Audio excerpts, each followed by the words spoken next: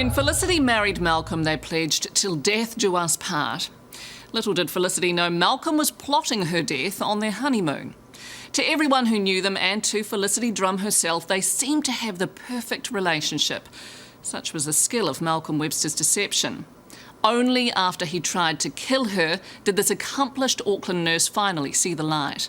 Felicity Drum speaks on camera for the first time to Janet McIntyre. I have spent at different times a lot of time agonising over what was real and what wasn't. Did I ever mean anything to him? Was I purely a meal ticket right from the start? Wearing a pure silk dress, the diamond ring he gave her, and surrounded by friends and family, Felicity Drum entered into a marriage contract with Malcolm Webster and, unbeknown to her, into a contract on her own life. I felt so humiliated at the breathtaking extent of his deception and how I was so immersed in it that I couldn't see it. You know, hindsight's a wonderful thing when it's all laid out in front of you and you can see clear patterns and obviously look at things in a different light. It was thanks to Felicity Drum that the patterns were eventually all laid out for a High Court jury in Scotland. Patterns of Malcolm Webster's behaviour with many women over many years, forming the case for fraud, arson, attempted murder and murder in the longest criminal trial in Scottish history. Key witness, his second wife, Felicity Drum. In the courtroom, literally only about 2, perhaps 3 metres from him, I felt completely freed from him. Did you have any feelings for him? No, nothing.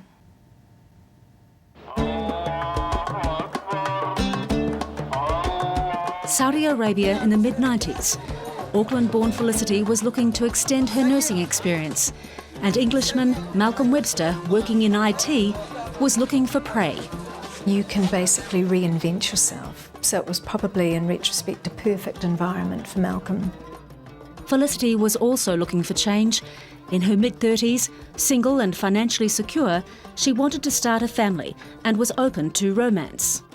He had a very good sense of humour. He could be very personable, very attentive. I think that one of his skills and one of the reasons for such success that he's had is that he makes a study of the people he's around, establishes what their interests are, and then adopts them, so that, you know, you find all these things that you have in common. Malcolm told her he was still grieving after the loss of his wife 2 years earlier. Claire Morris, he said, burned to death in a car crash. But what Malcolm didn't tell Felicity was that he set the car alight. He murdered his wife. He told me that on trying to then get Claire out of the car, that he had lost consciousness and that by the time he came to, the car was well lit and help had arrived, but it was too late, no one was able to get near the car and that she'd died. Was he upset about this? He would get tearful talking about it. And how did that make you feel? It made me feel protective of him. Did it have a bonding effect on you? Yes, I think it did. Within a year, they were in New Zealand getting married. I wouldn't say he was the only one true love of my life, but I loved him. But as Felicity basked in the first days of her honeymoon at Cooke's Beach, her husband was already plotting her death. It was Malcolm's habit to always make a cup of tea for me after a meal. And into her cup of tea on the second night of their honeymoon, Malcolm slipped the sedative clonazepam. And then my next memory was of waking up, having a shower, coming out to the kitchen to get breakfast organised, and that was when he told me that I'd been asleep for 36 hours. How did you react to that? Well, I was completely bewildered by it and, you know, challenged him on it. What do you mean I've been asleep for 36 hours? How can I have been asleep for that length of time. Was he alarmed by it? No, he seemed totally relaxed. And I said to him, if I hadn't woken up this morning, would you have gone and sought some help? And he said, oh yes, I was going to just see how you were, and if you still hadn't appeared to be your normal self, I would have done something about it. Doctors were puzzled. Migraine, even a brain tumour were suggested as possible explanations. But the sleepy spells persisted even after the newlyweds moved to the UK, especially, Felicity noticed, after meals Malcolm had prepared. Around about the time that I discovered I was pregnant, and in the ensuing months after that, I started noticing a bitter, acrid taste in my food, which would precede one of these events coming on. Did you remark on that? Yes, I did at the time, because I literally described it as if someone has crushed tablets and put them in my food. It was a chemical, acrid, disgusting taste. You said this to Malcolm? Yes. How did he react to that? Well, at the first couple of times I would insist that he try it, and he would say there's nothing wrong with it. He'd keep a completely impassive face as he'd put a mouthful of this food in and eat it and say it tastes normal to me. But further into Felicity's pregnancy, after routine blood tests, she panicked. The phone rang to be told that your blood tests are all abnormal and we're seriously concerned that there's something wrong with the baby. What particular concerns? That there could be something neurologically wrong, so such as a spina bifida or kidney malformation, something to do with the blood tests I'd had. And obviously I was terrified and really frightened about it. In the weeks ahead, Felicity was assured the baby was fine. Their son was born with no complications. I'm outraged that I was pregnant at the time and that he was knowingly giving me medication that could have harmed our child. So I can't even begin to describe how angry that makes me feel. What was he intending? I think there was a huge element of control. I think he drugged me because he could, and he got off on that somehow. It was a game to him. On a whim, he could put me to sleep. And he could kill you?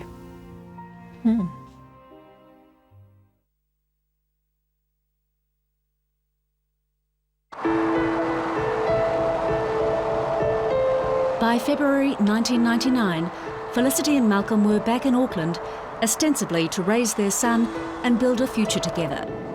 They were about to settle on a house. But Malcolm Webster was actually planning to murder his second wife the same way he'd murdered his first, in a car crash.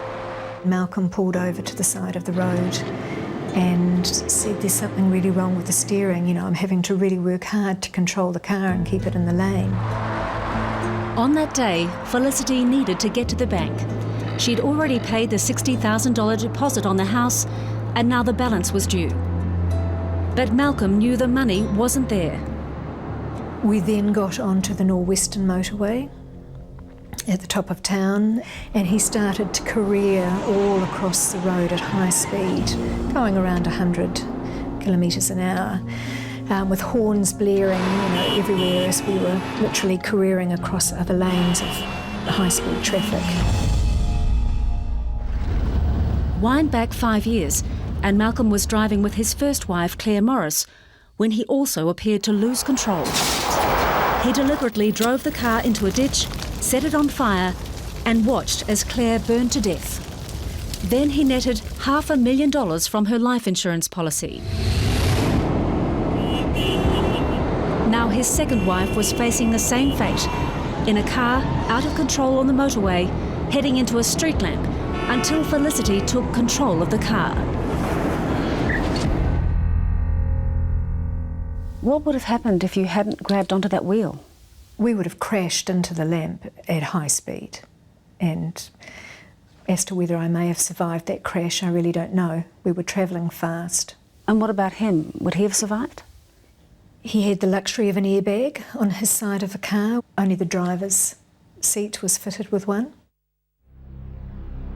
Felicity was now stuck in the car, in a ditch, just as Claire had been, as Malcolm scrambled clear and screamed at her to stay put. My immediate thoughts were that there's no way I'm staying in a car that's just been involved in a car accident, because obviously I knew that his first wife had burnt to death in that very sort of situation. What Felicity didn't know then was that there was a 10-litre container of petrol in the boot. And that was when Malcolm had a heart attack. You're smiling about it. Only now I can smile about it. At the time I didn't, but I mean, you know, this is where the story starts to become ridiculous in the telling. So that was when he feigned a heart attack. And so next thing we knew, an ambulance was being called. Why did Malcolm Webster go to such lengths to stop Felicity getting to the bank?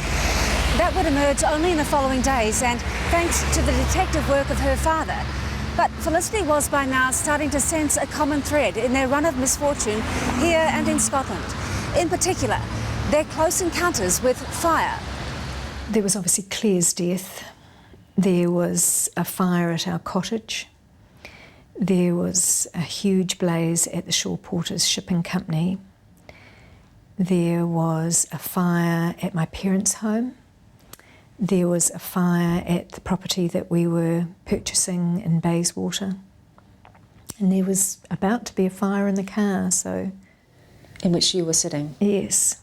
Felicity, how did you rationalise these events that were happening? I think literally I was just juggling balls, just trying to keep going through each day with what was a huge amount of things happening to me all the time. And I was always just trying to keep on top of whatever I was having to deal with, and wasn't that one or two steps removed so that I could look at it more subjectively. I was living it. But the whole family... There was someone, a few steps removed, piecing together what was really going on. Felicity's dad, 82-year-old Brian Drum, whose own house had been set alight. And who lit the fire? Well, Malcolm lit it.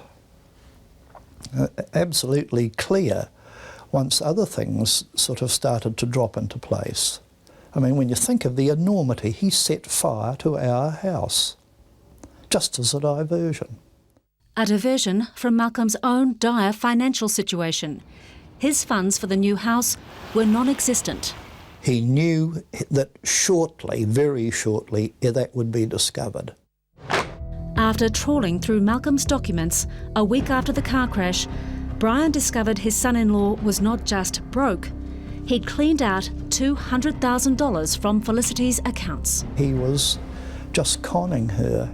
And he discovered insurance policies on Felicity's life, complete with her forged signature, to the value of $1.9 million. All the scales dropped from my eyes. Everything was clear. How do you get to grips with something like that? Very, very slowly. It's not anything that's ever been in my experience before. I think he just thinks coldly. I think he believes people really are there to be used, and they're dispensable. On the very day Brian Drum was discovering the truth about his son-in-law, where was Malcolm? He was once again in a car with Felicity, and this time his baby son. 1 week after the car crash, the house fire, the alleged heart attack, and, would you believe it, a sudden diagnosis of cancer. Malcolm Webster was putting into action yet one more plan, it seems, to murder Felicity. Malcolm was insistent on every day travelling on long car journeys. It was a trip up to the Kaipara Harbour this time, Felicity driving. Malcolm bought her a drink at a dairy, a drink she now knows was spiked. 20 minutes later, Felicity, still driving, was falling into a heavy sleep. And at that point he insisted that we then follow signs to a nearby forest. And that's really the last thing I remember. She has no idea how much time passed. And then the next thing I knew, his mobile phone was ringing, and I woke up and found myself in the car quite deep into the forest on some sort of forestry track that wasn't really suitable for a car. And I looked off in the distance and I could see Malcolm with the pushchair and the baby in the distance, travelling away from the car. And what do you think his intention was walking away from the car? My assumption, which is all it is, what I believe was that he was taking our son to a place of safety and that his intention was to come back and set fire to the car with me asleep in it. And why do you think that? Because subsequently when we did return and met up with my father, he popped the boot of his car and in it discovered what was a second 10-litre container of petrol. And who was it who made the call to the cell phone that woke Felicity from a deep, drug-induced sleep, perhaps just in time to save her life? It was her dad, telling her to get home immediately. He'd just uncovered Malcolm's web of lies. I felt so humiliated at, the breathtaking extent of his deception and how I was so immersed in it that I couldn't see it. And the only really thing that became reassuring to me was that everyone else had been equally convinced by him. Except perhaps your dad? Yeah. Fortunately. Yeah. Obviously I wouldn't be here if it hadn't been for Dad. Yeah. Incredibly lucky. Have you thought about the fact that if you'd waited perhaps 10 minutes to make that call, it could have been too late? Well, I didn't know that then, and it was only later, yes, so somebody's looking after us. And certainly a dad was looking after his daughter. Well, if so, that's what they're for. I think that really we were there for the taking. Felicity hasn't spoken to the man who is still legally her husband since 1999, 12 years ago. But it was Felicity's voice that finally brought him to court to face multiple charges of fraud, arson, murder and attempted murder. And last week on each charge, he was found guilty. It's fantastic news, and news that my family and I have been waiting for many years, but we're delighted. It means justice, it means vindication of what I had been trying to argue and tell right from the beginning, and so it's validation of everything that I was saying. Justice not just for Felicity. Simone Banerjee, Malcolm's latest fiancée, had just changed her will, leaving everything to him just before he was arrested. And Claire Morris. Her murder for 17 years had been called an accident. It was for Claire Felicity was fighting. Because Claire lost her life, I've had the opportunity to rebuild mine, but very sadly for her and her family, that's an opportunity lost.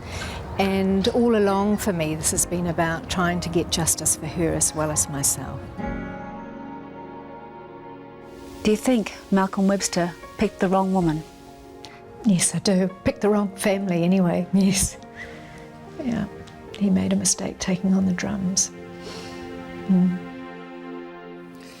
Malcolm Webster will be sentenced in July. Felicity hopes he'll go away for 20 years. She believes he'll never be rehabilitated.